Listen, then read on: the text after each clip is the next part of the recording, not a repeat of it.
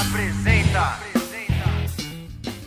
Seara Urbana vem pra te dizer. Seara Urbana. Para quem não me conhece, eu sou o Paulo Capelletti, sou casado com a Silvia já há 32 anos, tenho 4 filhos, o primeiro meu filho já está no céu, chamado Estevão, eu tenho agora 2 filhas, a Fernanda e a Maressa, e eu tenho o Giovanni, que é biológico. E nós temos um trabalho semelhante ao Seara Urbana, chamada Missão Sal, Salvação, Amor e Libertação. E nós estamos tentando resgatar pessoas que estão à margem da sociedade. E nós temos algumas ações que nós temos feito em Santo André, Londrina e agora em Itaquaquecetuba, né?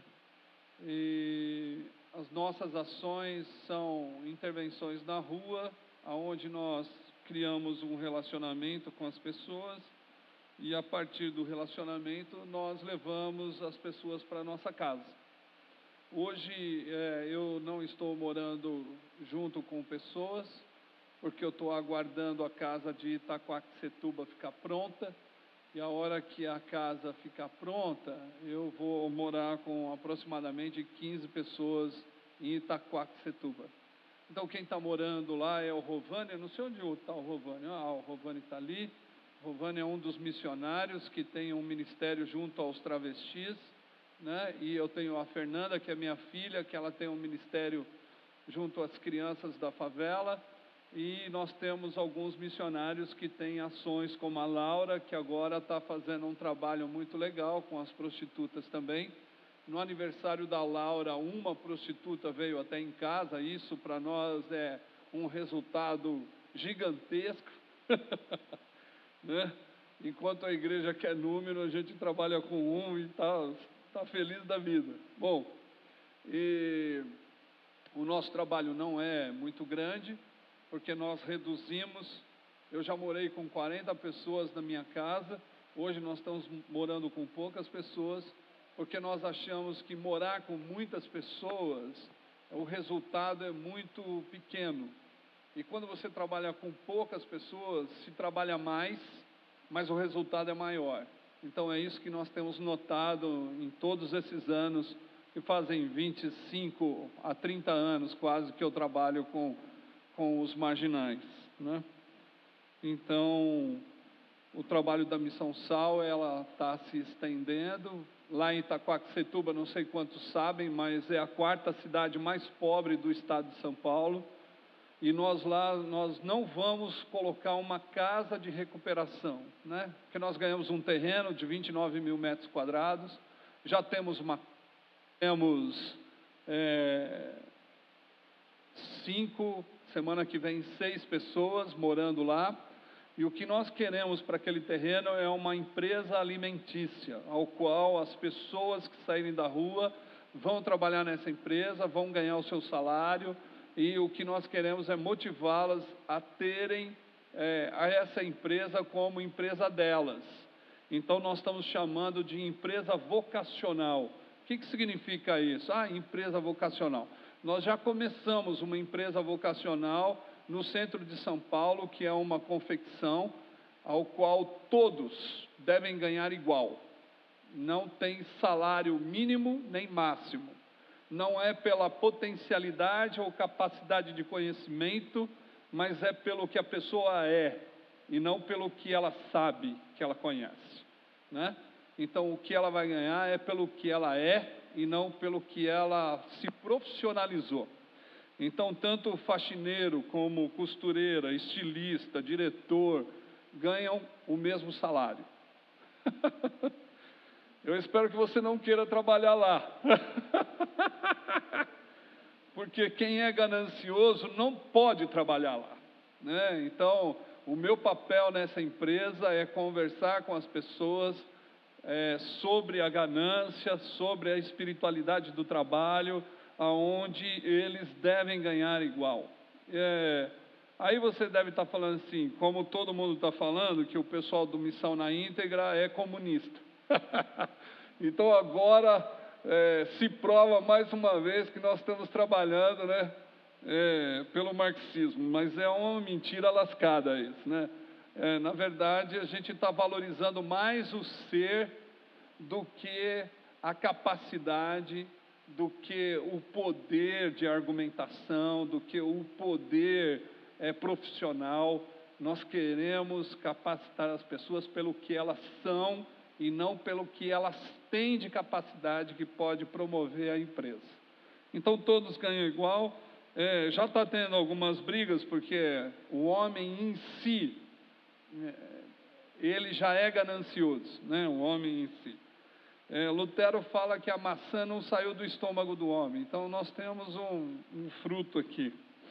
E então, nós estamos tentando estabelecer essa empresa no centro de São Paulo, e nós já estamos começando a outra empresa, que vai ser uma empresa alimentícia, vocacional, em Itaquá. Então, tem algumas pessoas cooperando com a gente para que essa empresa possa ir para frente. Então, o nosso trabalho é resgatar, restaurar, integrar a pessoa e capacitá-la para que ela possa um dia falar que ela tem condição de viver. Tá joia? Então é isso que nós estamos tentando fazer hoje, né? Na Missão Sal. Tá certo? Então vamos ler o texto, eu acho que você já achou, João 5, nós vamos ler 17 versículos, que diz assim: depois disso havia uma festa entre os judeus e Jesus subiu a Jerusalém.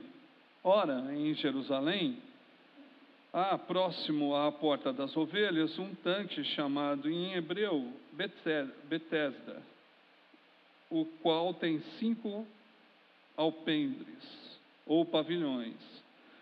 E nesse jazia grande multidão de enfermos, cegos, mancos, ressecados, esperando o movimento das águas. Porquanto um anjo descia em certo tempo ao tanque e agitava a água, e o primeiro que ali descia, depois do movimento da água, sarava de qualquer enfermidade que tivesse. E estava ali um homem que havia 38 anos, se achava enfermo. E Jesus, vendo esse deitado, e sabendo que estava nesse estado já havia muito tempo, disse-lhes: querem ficar curados? E o enfermo respondeu. Isso aqui é uma pergunta de corintiano para um cara que está enfermo 38 anos, né?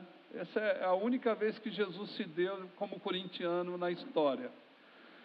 O enfermo respondeu-lhe: Senhor, não tenho homem algum que, quando a água é agitada, me meta no tanque, mas enquanto eu vou, desce outro antes de mim. E Jesus disse-lhe: levanta-te, toma a tua cama e anda. E logo aquele homem ficou são e como a sua cama, e tomou a sua cama e partiu. E aquele dia era sábado. Então os judeus disseram àquele que tinha sido curado: é sábado, não te é lícito levar a cama.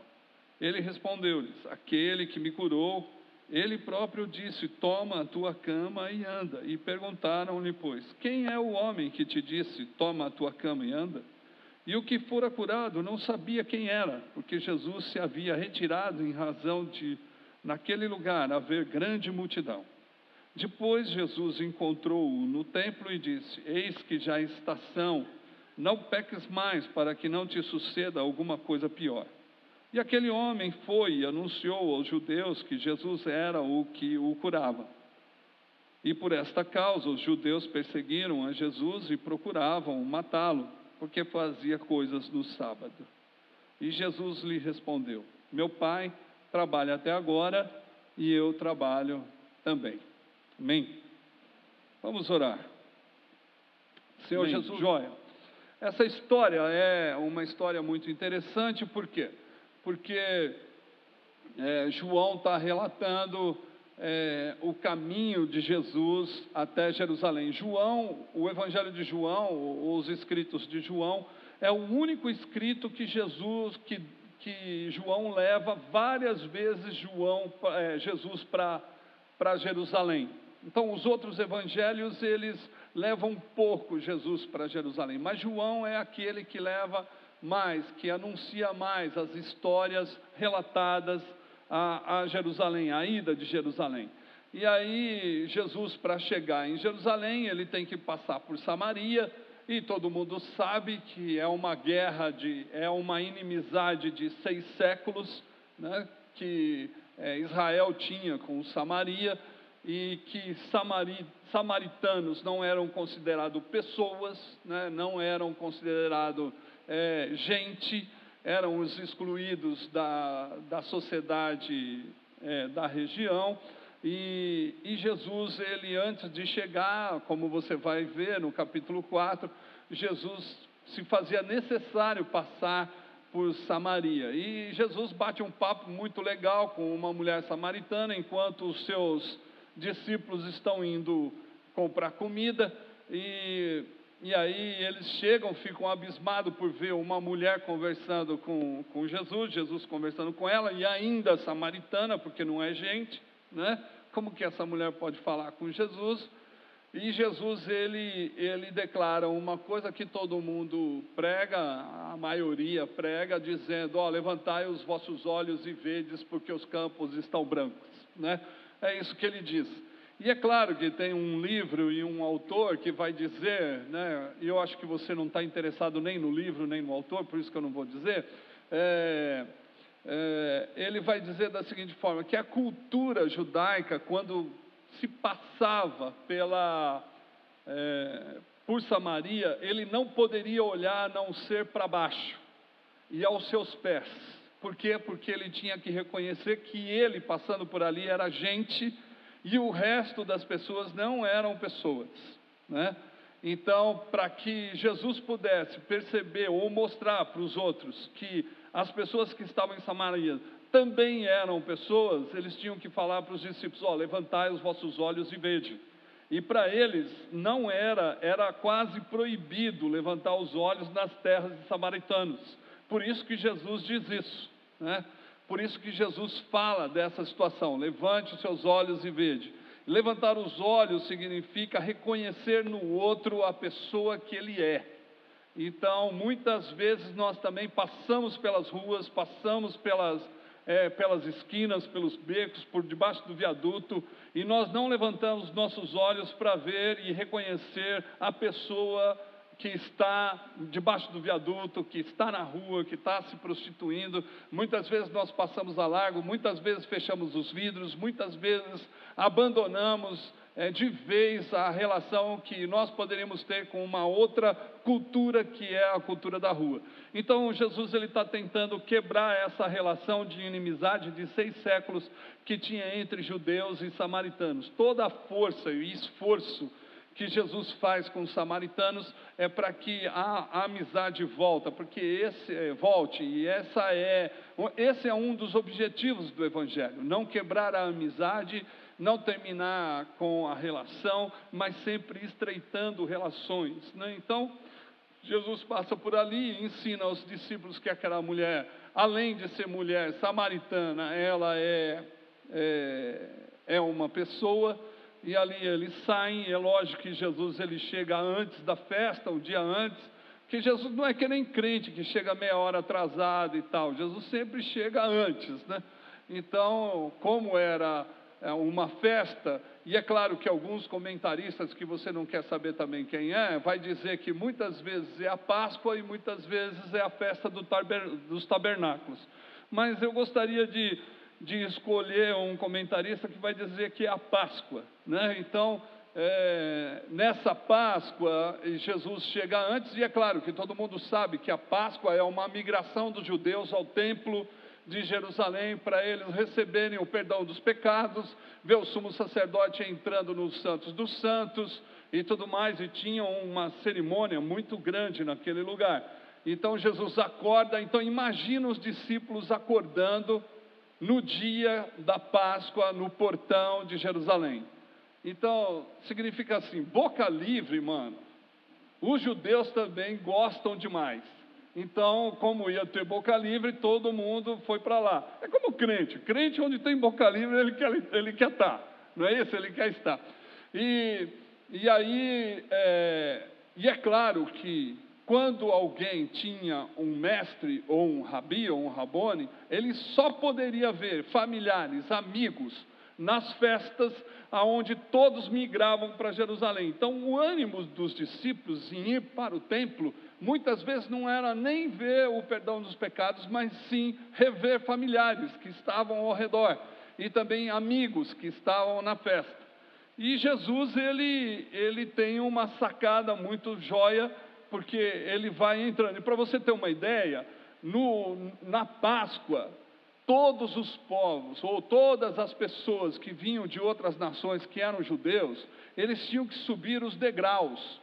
E não sei quantos sabem, mas tem o Salmo dos degraus, que você tem que cantar em cada degrau que você vai subindo. Então isso é um rito, isso é um ritual muito legal que acontece. Então cada degrau, um salmo vai ser cantado. Então imagina se os líderes do templo tivessem convidado uma banda para cada degrau, o quanto não sairia caro essa Páscoa, né? Então, porque as bandas cobram muito caro hoje para cantar e falar que vai cantar de Deus.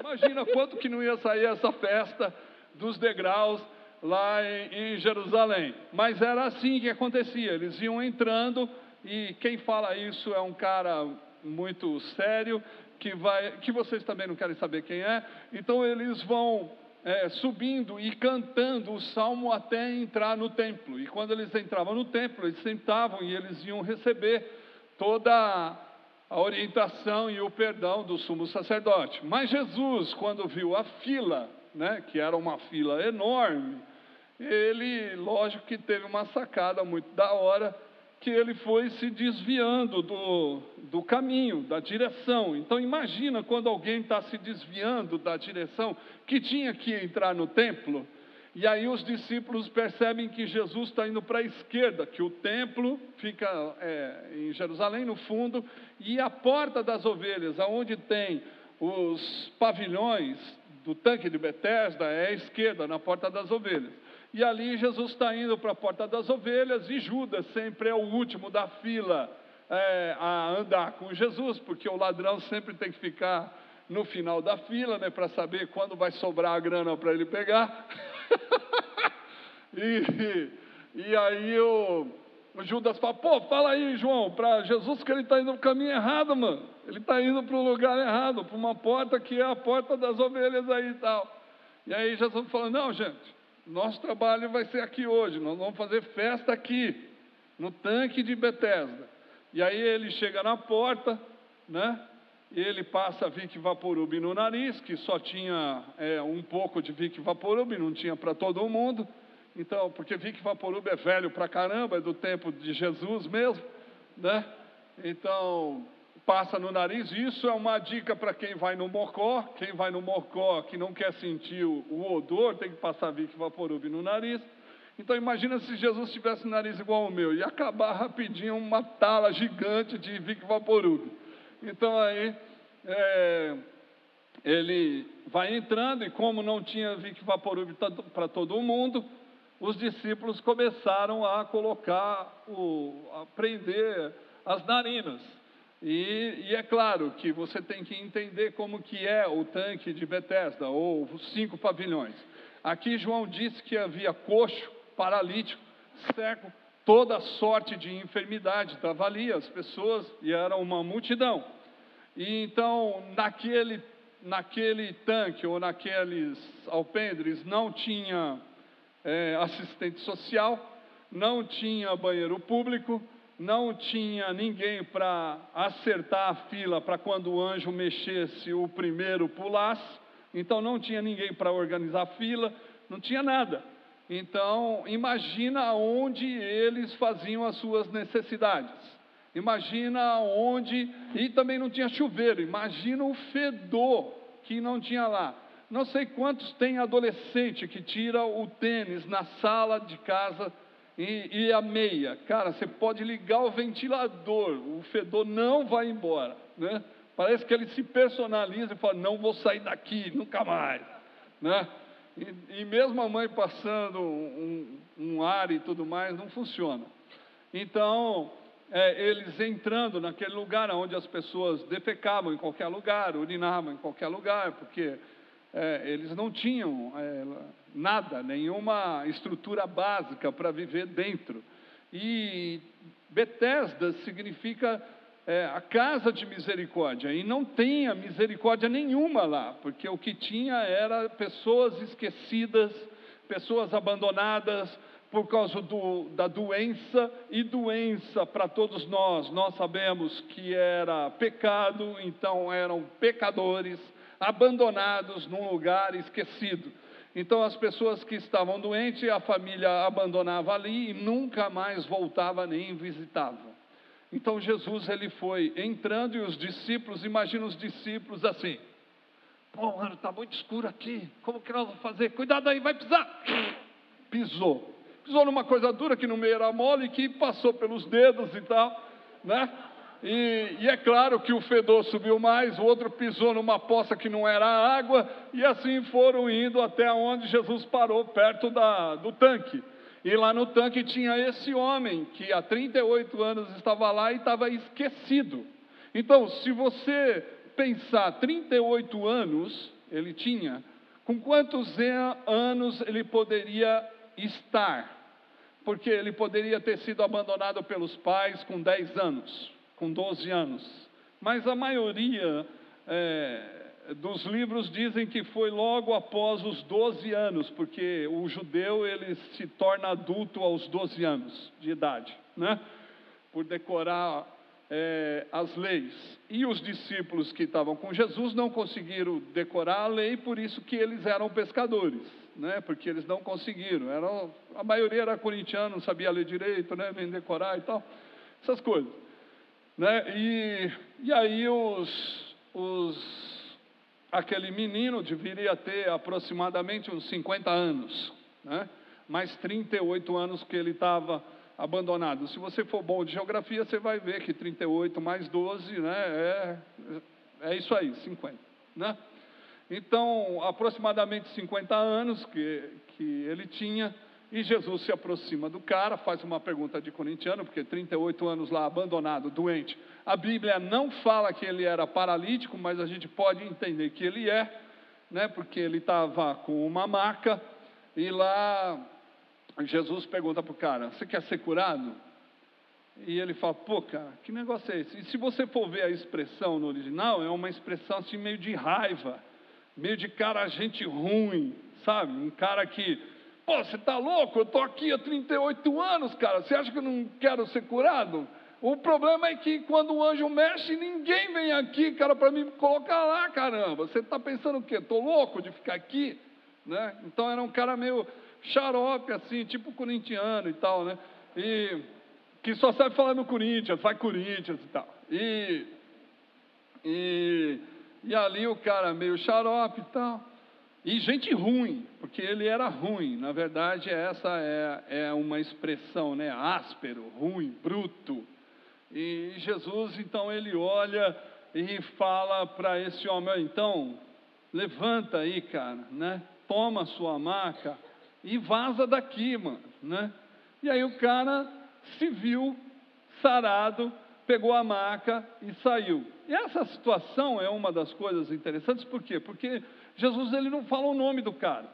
Então, por estar 38 anos deitado, e a gente não sabe como que ele ficou deitado, então imagina, como é que é aquela ferida que vai dando nas costas, por muito tempo a pessoa ficar deitada? Escara, E aí, como não tinha nenhum colchão, caixa de ovo, então essas escaras deviam de estar, como é que é? É isso mesmo, né? Deveriam de estar todas elas em estado de putrefação, ou seja, podre. Para corintiano virou tal bagaço, entendeu? Está lambendo o abacate, sei lá. E aí, imagina você, 38 anos, um judeu que não faz a barba, imagina o tamanho da barba, e como já tinha pereba, que para corintiano não é escara, é pereba, né? Então, imagina as perebas, o tamanho que estava, e o pus saindo do corpo, a roupa toda colada, a barba colada, endurecida, por aquela coisa verde que saía de todos os cantos, ia colando. Depois você pode tomar um caldo verde, você lembra dessa mensagem, né? E ali ele sara, levanta, e é lógico, Jesus não deu nome, nós poderíamos batizá-lo de Pereba. O Pereba foi sarado, né, meu? Entendeu? E é lógico que ele estava com uma camisa do Palmeiras de tanto verde que saiu do corpo dele, né? Então, aí ele sai, quando ele está saindo, ele encontra duas malas, que são dois religiosos, que vai falar: meu, você não pode, hoje é sábado, você está saindo com a maca. Falou: mano, mas o cara que está lá atrás falou para mim que eu podia sair e tal, hoje é sábado, mas hoje é Páscoa também, cara, você está ferrado, tal, não pode carregar. Não, mas o cara falou que eu tinha que carregar. Então, o religioso sempre é assim, sempre não vê o milagre, vê as coisas, né? O religioso é desse jeito, ele não vê o milagre, mas vê as coisas, né? Vê a regra, vê a lei, vê as coisas. A religião é assim mesmo, a gente nunca vê a pessoa que está de pé, 38 anos lá dentro, a gente sempre vai ver as coisas que ele está carregando, e não a essência do ser. Mas aí ele saiu, foi tomar um banho no Lorenzetti, lá da casa dele, tomou uma ducha da hora, né? Deu um trato na barba que estava toda verde, tirou os ranhos, tirou as perebas e tal, que estava com as cascas, e aí ele se vestiu bonitinho e tal, né? Pôs um tênis, uma calça, uma camiseta, e foi para o templo correndo, porque ele queria ver. Agora imagina, 38 anos, um cara judeu, religioso até a cabeça, ele queria ver o sacrifício, ele queria ver o sumo sacerdote falando: hoje agora está todo mundo livre aí, gente, está todo mundo perdoado, pode sair e pecar de novo, né? Porque é assim, né? Pecado, você peca, é perdoado para pecar de novo, não tem jeito, né? Essa coisa. E bom seria se a gente não pecasse mais. E aí, Jesus senta atrás do cara e fala: pô, cara, você está bonitinho agora, hein, bicho? Sarado, está de boa, vê se não pisa mais no tomate, cara, para não acontecer coisa pior com você. Aí o cara levanta, olha, vê que é Jesus, vai lá e denuncia Jesus, né? Isso para você ver como que o cara era gente boa. Ele vai lá e denuncia Jesus, que curou o cara, que poderia falar: pô, meu, você que me curou, dá um abraço. Não, ele sai e vai falar para os judeus que foi Jesus. E aí Jesus, ele perde toda a festa, tem que ir embora, porque eles já estavam perseguindo. E Jesus fala: bom, meu pai trabalha até agora, eu trabalho também. Então, essa história é só para introduzir os corintianos que não entendem o que lê. Então, a gente precisa saber se eles entenderam. Então, dessa história, existem algumas coisas que eu queria dizer em relação aos 10 anos da Seara Urbana. Né? Em primeiro lugar, depois eu volto para terminar o sermão. O primeiro lugar é que quando nós fazemos 10 anos de vida de uma instituição, de uma organização, eu acredito que é sempre bom sentar com aqueles que começaram, aqueles que passaram por um tempo, aqueles que estão, para reavaliar o que aconteceu e como agora vamos continuar. Né? Porque isso é importante, a gente sempre sentar para poder avaliar e saber, e eu acho que a história se faz com reavaliações, pontuações, e também mostrar o que acontece, além de mostrar também os erros e os acertos, né, que nós tivemos. Eu fiquei olhando esse vídeo, eu achei super legal, mas como é um aniversário de 10 anos, deveria de ter algo que não deu certo também, porque eu acho que isso faz parte de uma instituição humana, tem mais erros do que acertos, né? Mas como nós estamos numa sociedade capitalista, a gente tem que ver as coisas boas que aconteceram, porque só vitória, irmão, entendeu? Então não tem outro papo, tem que mostrar só coisa boa, não dá para mostrar coisa ruim. Pô, o cara mostrou uma coisa ruim lá, mano, tá louco, Seara Urbana não presta, não sei o que. É lógico, o pessoal da rua também está falando isso, que Seara Urbana não presta, porque gente de rua, ele vai falar coisa boa e coisa ruim. Quando você não ajuda, você é mal, quando você ajudou, você é o cara, entendeu? Mas é importante a gente poder fazer essa avaliação com todos que trabalharam, por que saíram, qual é o motivo que saiu, e tentar revitalizar a organização a partir de críticas construtivas ou não. Mas toda crítica, ela não é destrutiva, ela tem que ser construtiva. E isso é importante para o aniversário, isso é importante para a idade da instituição. Nós precisamos começar a ouvir as coisas ruins que fazemos também, e não só as boas. Porque a igreja, ela está acostumada a ouvir só coisas que acontecem que é legal, mano, entendeu? E é lógico que a gente vai no culto, e o culto se tornou um grande supermercado, onde Deus é o balconista e você é o cliente. Você tem que ir lá buscar só as coisas que você quer. E culto não é isso, cara. Culto é você ouvir a voz do seu Senhor para você fazer alguma coisa.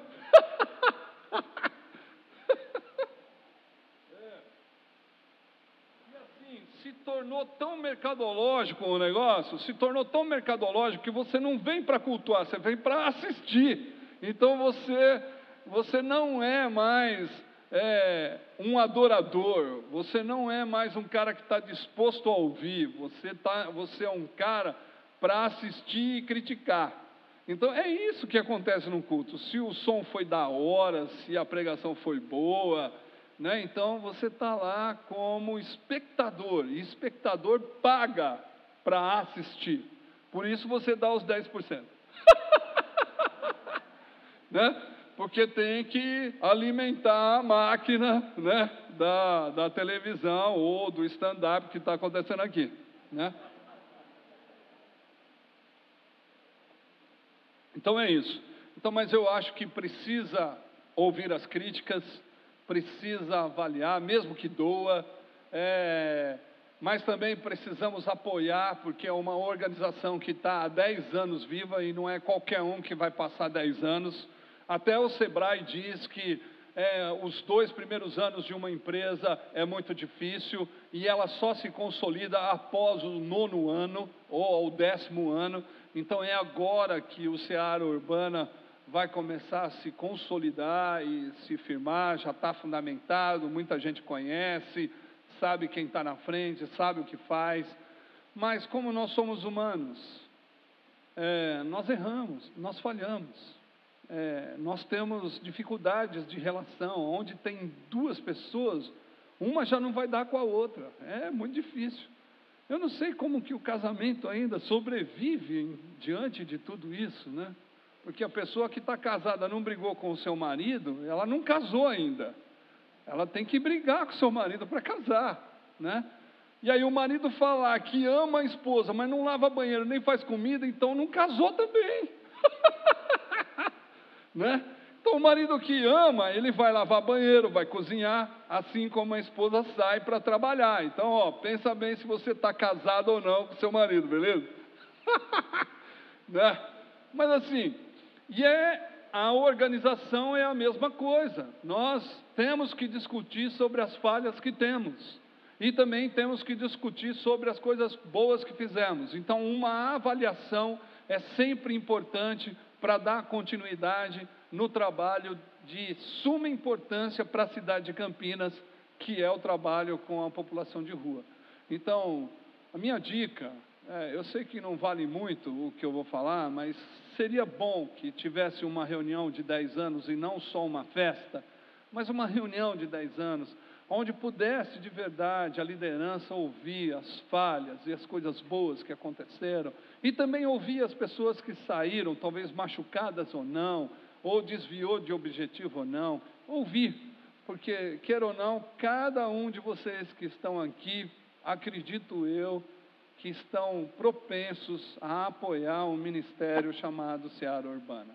Então seria importante dar o feedback para quem é o líder, eu acho que é o Mateus ainda, né? Ninguém ainda tirou o cara desse lugar, então talvez ouvir, avaliar, saber, eu acho que é muito legal, né? Tá certo? E agora a nossa conversa aqui vai ser de como manter tudo isso diante dessa história.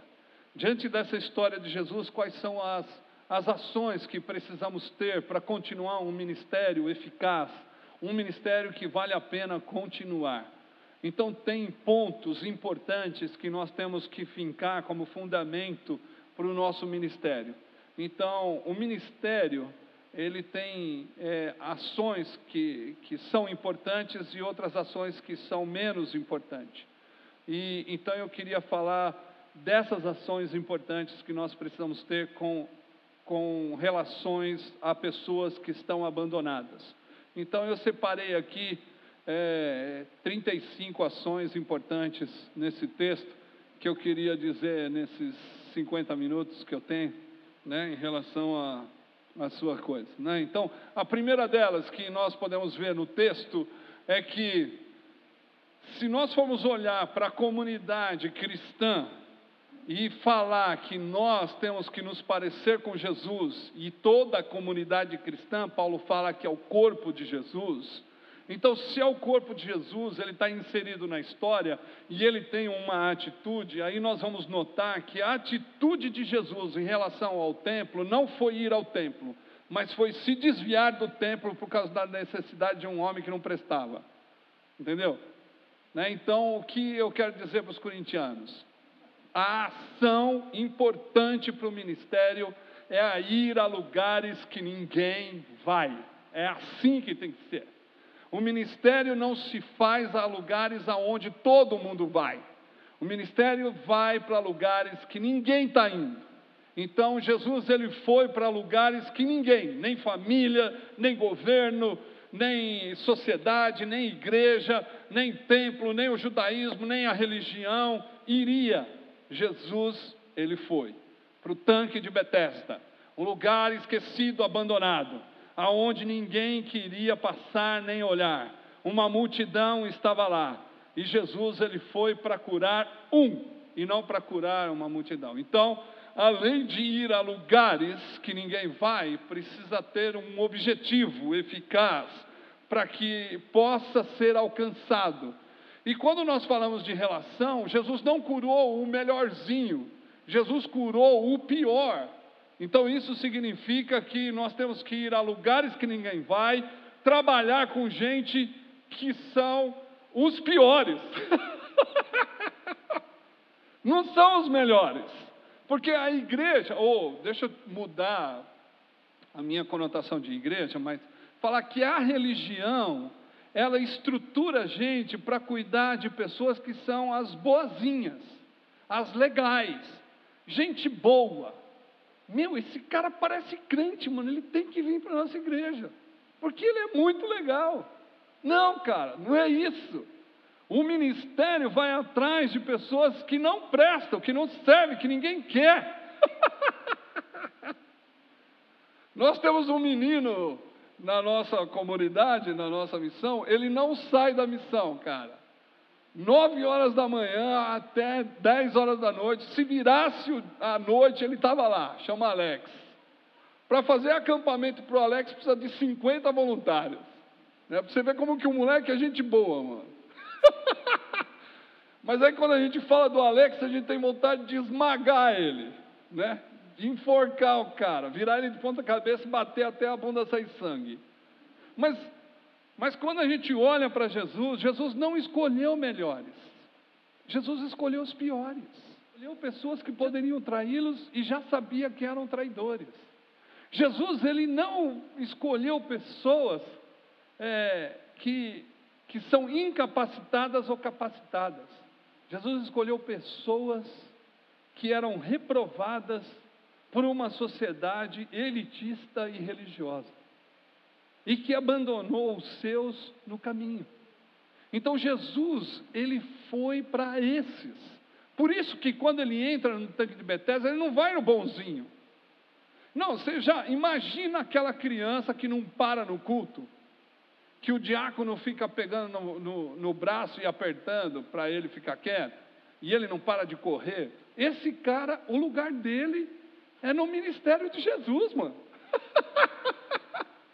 Esse cara não é em outro lugar a não ser no ministério de Jesus, porque é aí que vai dar certo, o cara. Não é num lugar errado.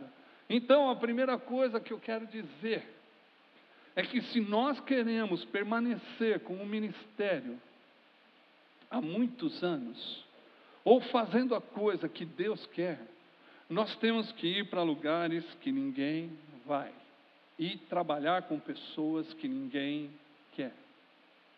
Então isso é o que Jesus mostra.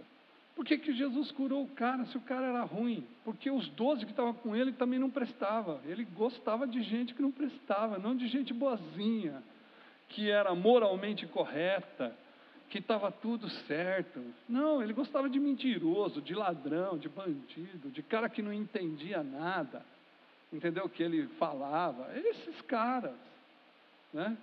Então Jesus, ele foi e curou esse homem num lugar que ninguém ia. Então, se Jesus é a palavra, nós temos que entender que a palavra, naquela época, já não estava mais no templo, mas estava junto de pessoas abandonadas. A palavra, ela acompanha as pessoas abandonadas, esquecidas. A palavra, ela se revela não no templo, mas num espaço esquecido. Então, hoje, aonde nós temos que buscar a palavra? Nós temos que buscar a palavra nos lugares esquecidos. Nós temos que buscar a pessoa do Cristo nos lugares aonde ninguém quer ir. Por que nós vamos na rua? Por que nós damos comida? Por que nós damos roupa? Por que nós abrigamos pessoas que ninguém quer? Ah, é porque eles têm necessidade. Não, cara, é porque eu quero ver Jesus. É porque eu quero ver Jesus. Eu só quero ir nesses lugares, porque lá eu sei que eu vou ver a pessoa de Jesus. É isso. A pessoa de Jesus já não está mais lá no templo, na época de Jesus em Jerusalém, mas a pessoa de Deus está nos lugares esquecidos. E é isso que nós precisamos guardar. Para onde vamos? Nós precisamos... Eu não estou falando do templo que é ruim, que você não precisa vir e tal. Talvez tenha um cara aí que é mais corintiano do que os outros, não está entendendo. Eu não estou falando que você não deve vir mais na igreja, cara. Eu não estou falando de desigrejado, ou o cara que fala que é desigrejado. Ele não é desigrejado, ele só está descontente com a estrutura da instituição. Ele está se reunindo em outro lugar com um grupo de pessoas que fala que ele não é da igreja. Mas ele não deixa de ser igreja, né? Manja? Então, e a igreja de Jesus? Não estou falando que você não deve vir mais. Eu estou falando que você tem que ter um objetivo, se quer ter um ministério fiel a Jesus. Ir a lugares que ninguém vai, ser igreja naquele lugar que ninguém está indo. É isso que eu estou dizendo, né? Então, nós precisamos entender que fomos escolhidos por Jesus a dedo para ir nesses lugares, fazer o que Ele faz. Quando tem pessoas falando que prega o Evangelho, e aí de vez em quando a gente faz uma assistência social, não, cara, quem prega o Evangelho vê a necessidade humana e ela não se contém enquanto não cooperar com o sarar da sociedade. Isso é Evangelho. Evangelho não é só ir lá e falar. Evangelho é falar e fazer, porque Jesus, na história desse nosso Deus, que é encarnado, Ele não só falava, mas Ele fazia. E além de fazer, Ele enviava os seus para continuar fazendo. E falando e fazendo. Era sempre assim a atitude de Jesus. Ele nunca deixou de fazer. Parece que nós esquecemos de falar que Ele fez algo. Nesse texto está deixando muito claro que Jesus, Ele fez. Ele primeiro falou que quer ser curado. Lógico, eu quero. Então tá, então seja curado. Por que nós não perguntamos mais? Uma das coisas que nós temos que entender é que Jesus, Ele nunca pergunta para rico. Ele sempre pergunta para pobre. O que vocês querem que eu faça por vocês? Essa é a pergunta de Jesus. Jesus, os ricos vêm perguntar para Jesus: O que eu devo fazer para herdar a vida eterna? Porque aqueles já têm tudo. E Jesus vai falar, então, ó, vai, vende tudo, dá aos pobres e me segue. É isso que ele vai falar para os ricos. Mas para os pobres ele vai falar, o que vocês querem que eu faça?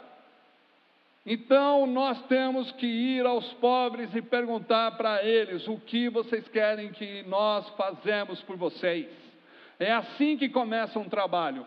E não indo e falando, não, aqui vocês precisam de escola, nós vamos para uma escola. Mas nem pergunta.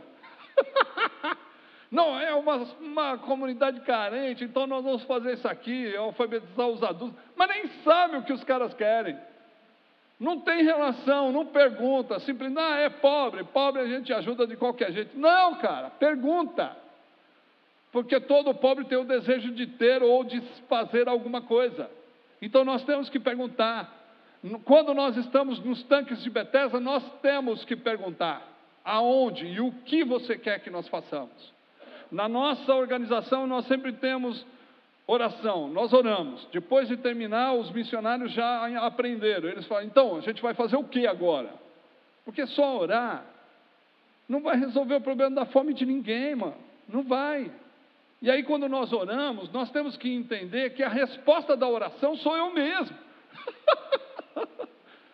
Não adianta você falar, Deus, manda comida para o cara. Não vai mandar, cara. Deus já chamou você para levar. O problema é que nós temos uma dificuldade de audição, que nós não escutamos a voz daqueles que estão sofrendo. E nós achamos que eles são malditos porque não tem. Esse é o problema.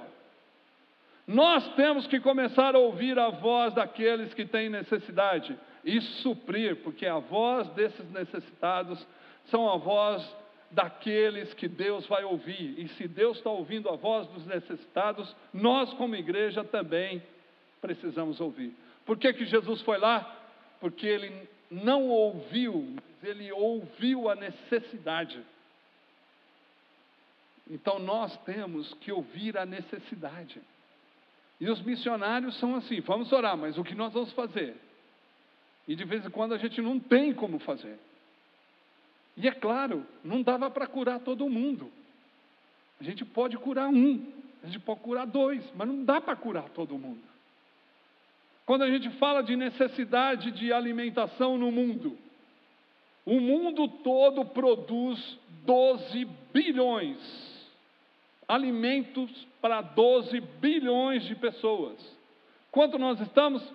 7 bilhões e 500 milhões. Quantas pessoas comem? Poucas. Mas quantas passam fome? 2 bilhões e 500 milhões de pessoas passam fome no mundo. Por quê? Porque a ganância tomou conta. Eu não dou. Se eu não vender, eu jogo fora. É isso. A gente vê no norte do Paraná, nas grandes plantações, dos latifundiários. É isso. Não vou vender. Apodrecer, eu jogo fora, mas não dou. Falta de solidariedade. E isso em grande escala, mas em pequena escala também acontece. Quando pessoas batem a porta da sua casa, você tem comida, você faz o quê? Nem fala nada, porque você não quer falar para ele que você está em casa. Ele vai me roubar. E daí se ele te roubar, cara? Você não veio nu, você vai voltar nu, cara. Você não vai voltar com um iPhone na mão. Você veio pelado, mano. Pelado tu vai. Manja. Daí, cara. Daí. A questão é única. Nós já não temos mais dado prioridade e nem se importado com pessoas, mas nós temos nos importado com as coisas, com a estética, com o desenvolvimento do financeiro nosso. Nós esquecemos já completamente que existem pessoas necessitadas do nosso lado, e nós não ouvimos, nós não enxergamos, nós não queremos ajudar. Por quê? Porque o desejo, ele fala muito mais alto do que qualquer necessidade humana. Qualquer necessidade. Então nós precisamos transformar esse desejo para ajudar pessoas em lugares que ninguém vai e com pessoas que ninguém quer. Então, essas são duas coisas que eu queria deixar para você nessa noite das 33 que faltam ainda, né? Então, a terceira coisa que eu queria falar para você é que Jesus, ele não veio para condenar ninguém. Então, o ministério que permanece é um ministério que não condena, é um ministério que perdoa. Então, Jesus, ele não veio para condenar pessoas, mas para salvá-las. E isso está escrito em João 3,17. João 3,16 você sabe de cor, o 17 você nunca vai lembrar, porque o pastor nunca exigiu que você decorasse João 3,17. Sempre João 3,16, porque vem de uma metodologia americana chamada Cruzada Estudantil, que você tem que saber as 4 leis espirituais. Porque a pessoa aceitando Jesus com as 4 leis espirituais, ela será salva. E aí eu não preciso fazer mais nada por ela.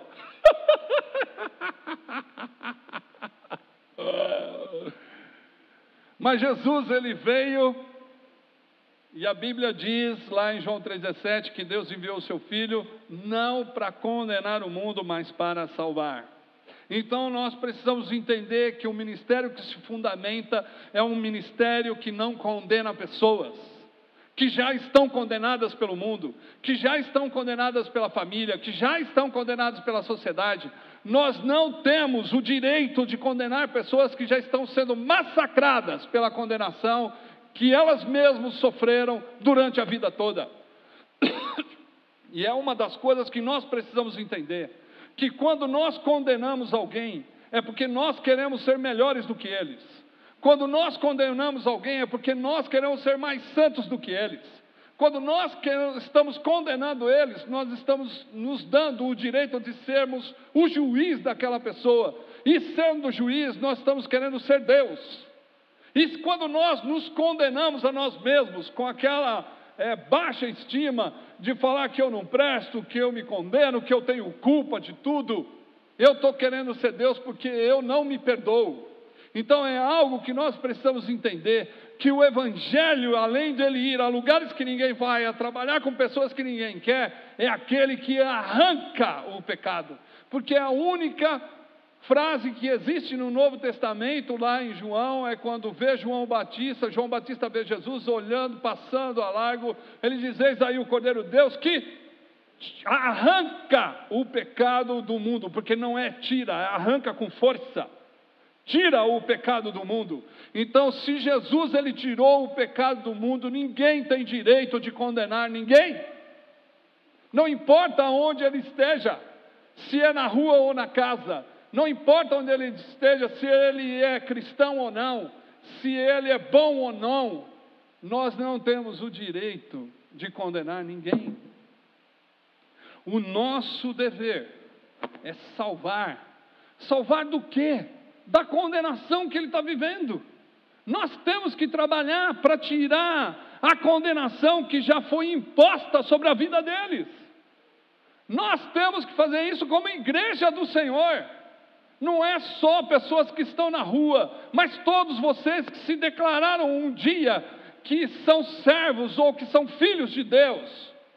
Vocês têm o dever de arrancar as pessoas da condenação, para que elas sejam salvas. É isso que João vai dizer. Jesus ele veio não para condenar, mas para salvar. Quando você olha para aquela mulher adúltera, que ela é jogada pelos fariseus lá na areia, Jesus está desenhando o símbolo do Palmeiras, e ali ele olha para os caras e diz assim: você pode fazer o que você quiser, escrever, desenhar, é a sua criatividade. Mas assim, Jesus está lá desenhando, a mulher atrapalha todo o desenho. Aí ele olha, a lei manda apedrejar e tal. Jesus, ele fala o quê? Se alguém não tiver pecado, pode atirar a primeira pedra. O que significa? Significa que Jesus igualou essa adúltera a todos os religiosos que vieram apedrejá-la. O que significa isso? Significa que ele não a condenou. Qual é a palavra ou a pergunta que Jesus usa para essa mulher? Quem é que te condena, mulher? Ninguém, Senhor. Então vai, não peca mais, cara. Vai nessa, me deixa aqui sossegado, ainda falta 4 estrelas. Entendeu? É isso. Vai lá. Mas o que significa? Essa mulher não pecou mais? Essa mulher abandonou o pecado de vez? Não, cara. Ela pecou novamente. Ah, mas a Bíblia não diz, é verdade. Agora, eu posso ver pela tua vida. Você não pecou de novo depois que você aceitou Jesus? Claro que sim. Então o que Jesus está dizendo?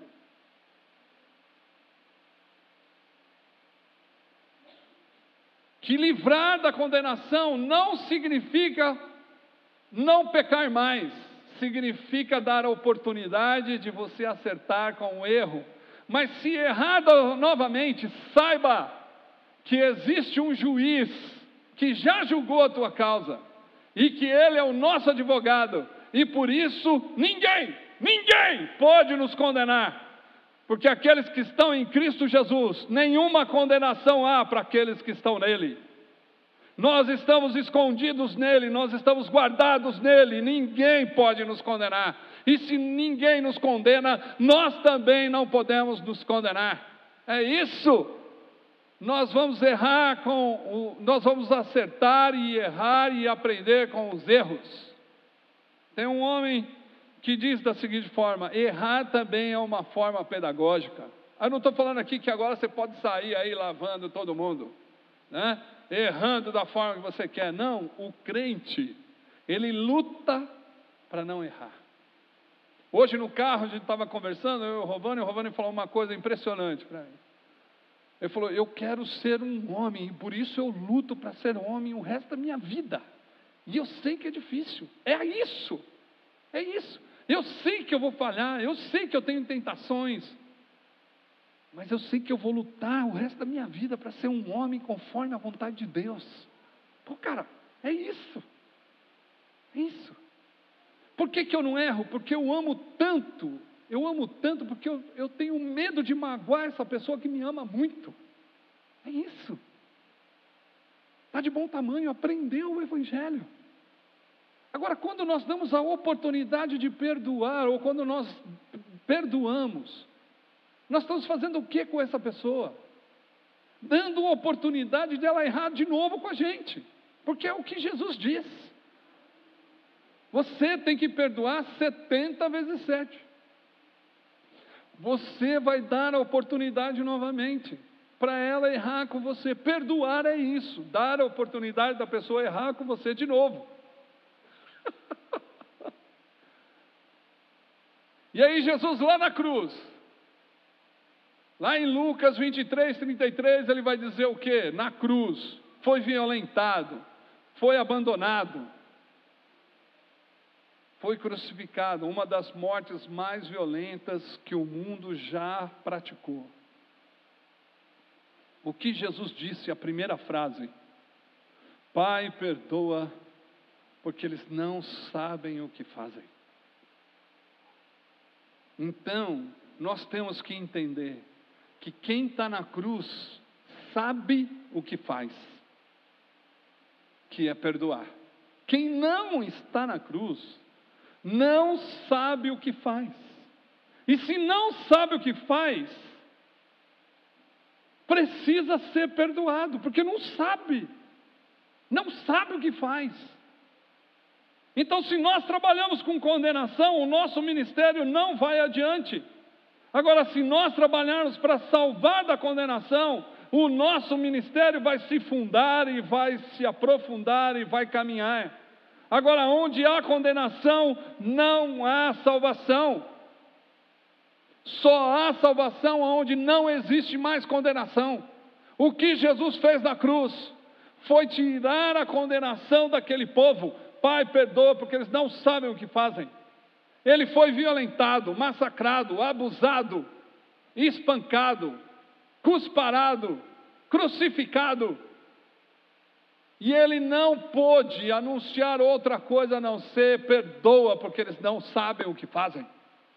E Paulo ainda ele vai dizer, eu estou crucificado em Cristo.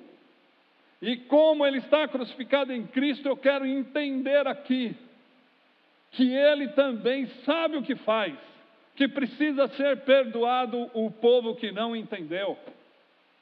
Nós que queremos ser crucificados, nós que queremos entender que nosso papel é ir à cruz, como Jesus disse, quem quer ser meu discípulo, tome a sua cruz, negue-se a si mesmo e me siga. Seguir para onde? Para cima da cruz. Eu estou crucificado e por isso eu tenho que perdoar. Então aquele que não perdoa, não está na cruz ainda. Então precisa de perdão para subir para a cruz. Vida cristã sem cruz não é vida cristã. Vida cristã sem entender a dinâmica da cruz para um ministério não é vida cristã, não é ministério. E nós estamos crucificados, e se estamos, precisamos perdoar aqueles que nos ofenderam, aqueles que nos maltrataram, aqueles que nos violentaram, aqueles que cuspararam, aqueles que nos abandonaram, aqueles que falaram mal de mim, aqueles que falaram mal de você, precisam aprender. E só aprendem quando são perdoados. Se nós conversarmos com várias pessoas da rua, nós vamos perceber que eles são condenáveis e se condenam. Qual é a nossa palavra? É isso mesmo, você está na rua porque você não presta mesmo, você é vagabundo, você é vergonha, tem que morrer mesmo, né? Não é isso? Que alguns da igreja em si fazem. Não, esses caras não merecem, não podem entrar aqui na nossa igreja, porque a igreja é só dos salvos.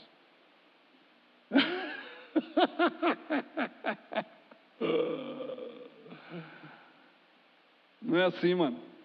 Não é assim. Jesus, quando Ele perdoa, o que Ele está fazendo? Incluindo todos no amor dEle. Então, quando eu perdoo, eu estou incluindo todos no meu amor.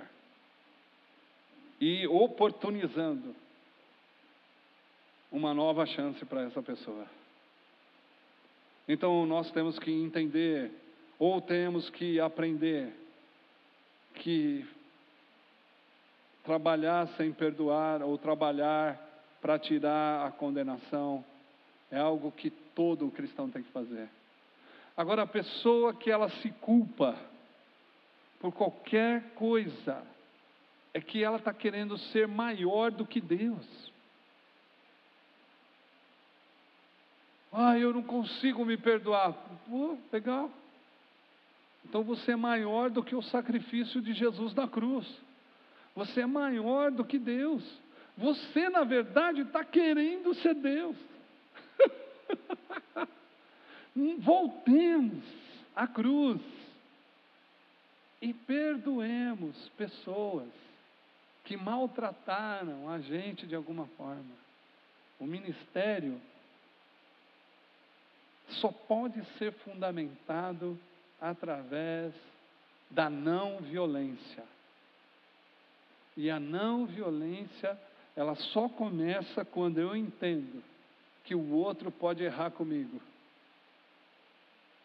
Apesar de todas as qualidades que você tem, você pode errar comigo um dia. Mas saiba de uma coisa, tu já está perdoado.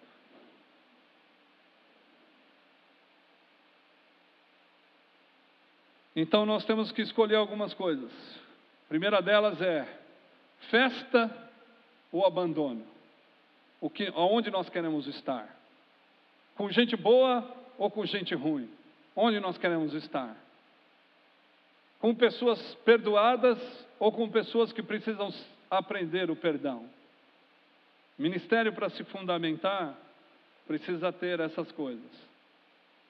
Porque senão não vai ser sustentável por muito tempo. Então nós precisamos aprender que em todo lugar onde tem cristão, Tem pessoas que condenam e pessoas que tiram da condenação. Aonde nós queremos estar? Queremos estar na cruz? Queremos aprender com Jesus, que diz: Pai, perdoa porque eles não sabem o que fazem?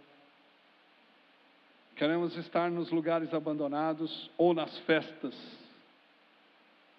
Então, o ministério que se fundamenta, ele precisa estar nos lugares onde ninguém vai, com pessoas que ninguém quer e com pessoas que precisam ser perdoadas. Porque a condenação já massacrou essa pessoa.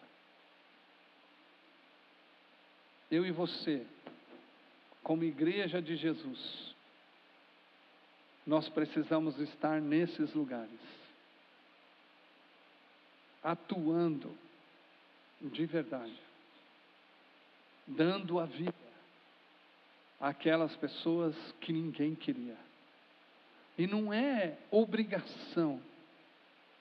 Jesus, ele diz que ele deu a vida, ninguém tira a vida dele, mas ele deu porque ele quer a dar. Nós também, como cristãos, cheios do Espírito Santo, nós precisamos voluntariamente estar nesses lugares e dar a vida para essas pessoas. Porque nós fomos chamados para praticar as boas obras, como diz Paulo em Efésios. Então, o que você vai fazer agora? Nós vamos para a festa, comer uma coxinha, tomar um guaraná, e depois nós vamos voltar para casa, assistir um futebol, dormir numa cama quente, coberto com lençol, que hoje está calor para burro aqui em Campinas. E amanhã, você já esqueceu tudo o que aconteceu aqui. Vamos orar.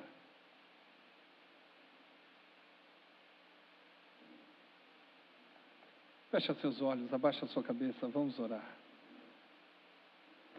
Eu queria, de verdade, não ofender você de jeito nenhum. Eu queria, de verdade, não falar que você não é cristão. Eu quero acreditar que tu é cristão, que você não se ofende, mas que você sai daqui desafiado a mudar as suas ações, a mudar a forma de vida, o jeito de pensar nos erros que as pessoas cometeram com a igreja e com você. E que você agora tem uma mudança de mentalidade para falar: eis-me aqui, Senhor. O Senhor me chamou, eu quero estar nesses lugares. Eu quero trabalhar com pessoas que ninguém quer. E eu quero estar disposto a estar na cruz o resto da minha vida, perdoando aqueles que não aprenderam. No nome de Jesus.